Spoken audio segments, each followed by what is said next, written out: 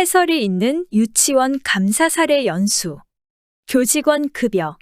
안녕하세요. 해설이 있는 유치원 감사 사례 연수의 교직원 급여 편입니다. 교직원 급여 업무 중 감사에서 주로 지적되는 사항은 크게 세 가지로 볼 수 있는데요. 첫째, 근로계약 부적정.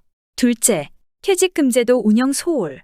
셋째, 소득세 원천징수 업무 소홀이 있습니다. 먼저 첫 번째 근로계약 부적정 사항에 대해 알아보도록 하겠습니다. 우선 근로계약서를 작성할 때 포함되어야 하는 내용에는 첫째, 근로계약 기간에 관한 사항.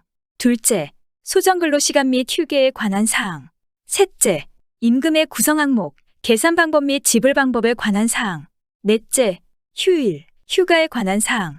다섯째, 취업의 장소와 종사하여야 할 업무에 관한 사항 등이 있습니다.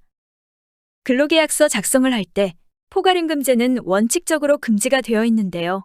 포괄임금제란 연장근로수당을 비롯한 법정수당 등을 실제 근로시간에 상관없이 기본급에 포함하여 지급하거나 정액으로 지급하는 임금 지급 방식을 말하는 것으로 실제 유치원 근로계약서상의 월 급여 중 기본급에는 월 10시간분의 연장, 야간, 휴일 근로수당이 포괄적으로 구성되어 있으며 라거나 본급여에는 직무 특성상 근무 조건에 필연적으로 발생하는 연장근무, 야간근무, 휴일근무 등 초과근무에 대한 법적 제수당이 모두 포함되어 책정된 금액임을 확인합니다 등의 내용이 기재되어 있는 경우가 있었습니다.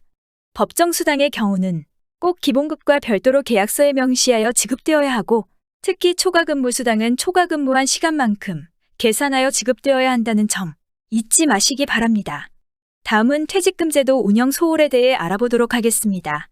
퇴직금제도 운영과 관련하여 지적된 감사 사례를 보면 첫째, 사학연금을 가입하지 않는 1년 이상 근무한 직원에 대해 퇴직금을 적립하지 않고 퇴직 시에 산정해서 지급하거나 둘째, 퇴직금에 대한 구체적인 산정 기준 없이 예산에서 임의의 금액을 불규칙적으로 적립하는 사례가 있었습니다.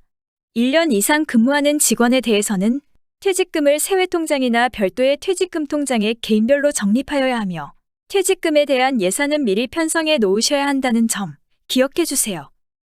교직원 급여 감사 지적 사례 마지막은 소득세 원천징수 업무 소홀입니다.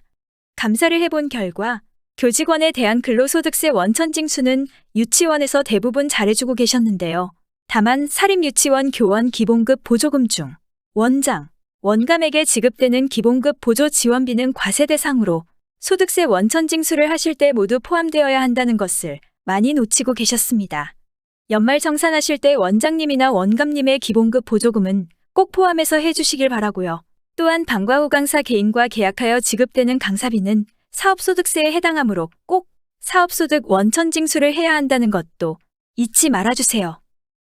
지금까지 사립유치원 종합감사 주요 지적사항 중 교직원 급여 부분에 대해 알아보았는데요.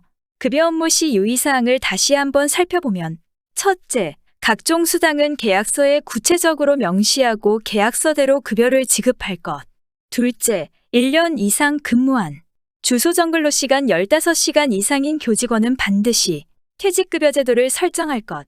셋째, 원장, 원감은 재정지원 보조금 교원 인건비에 대해 소득세 원천징수를 반드시 할 것.